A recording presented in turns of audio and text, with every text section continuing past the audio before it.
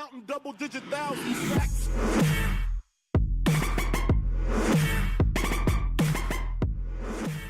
Yo, what is going on, guys? Your boy Russ back again with some more Madden 18 Career Mode, episode number 2.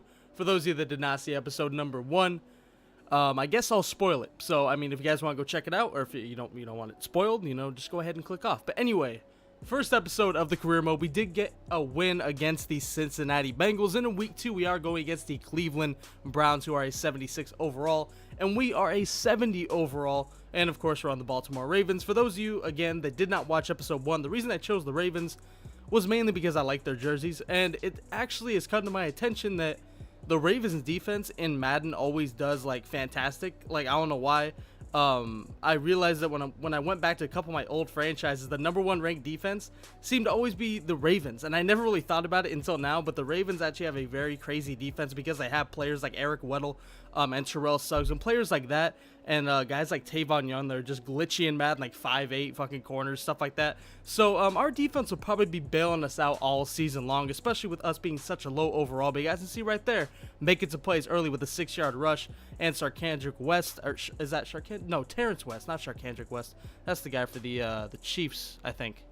I think that's right. Sarkandrick West for the Chiefs, Terrence West for the Ravens. But anyway, we have not really been running that much with Terrence West, and that's, pretty much, it's going to be a normal thing, as right here we fire a dot over the middle of the field to Mike Wallace. But that is going to be a normal thing, not running that much, because of course this is a career, a QB career. Is right there we throw a goal line interception, which was, I didn't even see him, man. I didn't see Scooby right. I don't know how the hell he picked that off, but he did, and the game is still 0-0 even after that drive, and Cleveland got that ball back.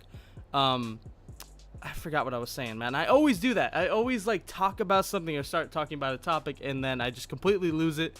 And whatever, man. 0-0, 30 seconds left in the second quarter. I think I still have the quarters on 2 minutes. I have recorded a couple of extra games, ahead of time, and I end up changing the quarter lengths from 2 to 3. I think I changed it in this video. Maybe I didn't. It's right there. We throw a perfect dot on point to the end zone for a touchdown to make it 7-0. Not sure who that was, but you know what? They made a pretty good catch right there. More pressure, man. Like, I don't know what it is, but in career, in franchise, there just seems to be so much pressure against the computer. They just jump over linemen all day long. This is pre-patch, guys. Pre-patch that came out recently. So maybe it's a little bit different now. I don't know. Right there, we make another bad read. Just more pressure.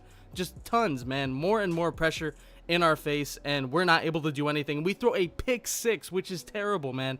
Try to throw 4 verts, and I thought I had him, and unfortunately I did not. So 2nd and 10 into our new drive. We do find Terrence West out the backfield, and he is wide open and taking it for a very nice gain up to midfield. Going into the 4th quarter now, so it is still 2-minute quarters. I will change that. I think I changed it from 2 to 3, so we have 2-minute warnings and stuff like that. Didn't really think of that when I started this, but it should be fine. So 2nd and 15, we looking down the field, 1:36 now. This is clutch time right now, man. We got to get down the field. This could possibly be the last drive of the game, at least tie it up. So 3rd and 8, we looking, we rolling out to our left. We find a receiver, and Perryman holds on to that one, as Rashad Perryman showing up for the first time in this series. And, if we can get him to work in our offense consistently, man, Rashad Perryman will be a huge asset to our offense with that speed. But right here, 50 seconds left, 2nd and 22. Somebody gets injured. I'm pretty sure that was a defensive player. 3rd and 12. Now we throw it to our tight end, and he is not able to come up with it at the 38-yard line. So we do end up taking the field goal to tie it up 10-10. But at the 20-yard line, we get the ball back somehow, and Terrence West takes it to the 1-yard line. And after being tied 10-10, we're at the 1-yard line with 26 seconds left, man.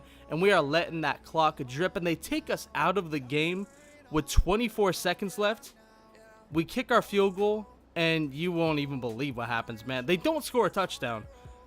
But the Ravens, we could have let the clock drip down to 0 and kick a field goal. We have Justin Tucker.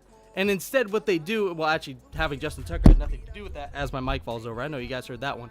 But Justin Tucker, man, or not about Justin Tucker, just the fact that they didn't let the clock run down. We could have let the clock run down to 2 seconds and kick the field goal, and instead we get the ball back after the game is tied by Cleveland with minimal time left, man. So now what do?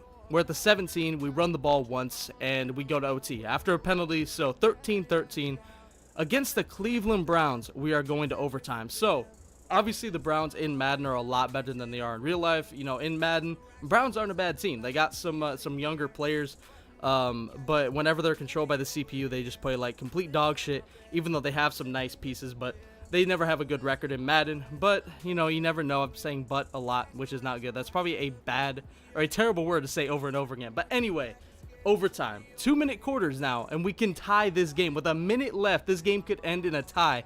I didn't think about this when I went into this game, but this game could end in a tie at 13 as Justin Tucker is getting ready to try to kick the game-winning field goals. We roll out to the left, and I make a mistake. I throw to my tight end, a well-deserved facepalm. Off my back, or off the run, whatever it was, with like 70 throw on the run, I chuck it downfield. It is intercepted by Brian Body Calhoun. I think that's his name. And 13-13, the Browns take the ball with 40 seconds left after our pick puts them in perfect position. And sure enough, the Cleveland Browns end up winning this game in overtime after scoring a touchdown, actually. So they didn't even kick the field goal. They just scored a touchdown. 19-13. Had a funny little blooper in there with the mic, or my mic falling over late, or in the middle of the video, something like that. But we do end up taking the L in week 2, which really sucks. So we are 1-1 on the season. Did not think we played that bad, but we were not able to play well enough to get the win. And of course, that pick 6 that we threw early in the game really killed us. And we got to improve in week 3, man. Anyway, I did hope you guys enjoyed this video. Be sure to leave me some feedback on this series, and if you guys are enjoying it. And as always, Dangerous Army, I'm out. Feel me like a Hellcat.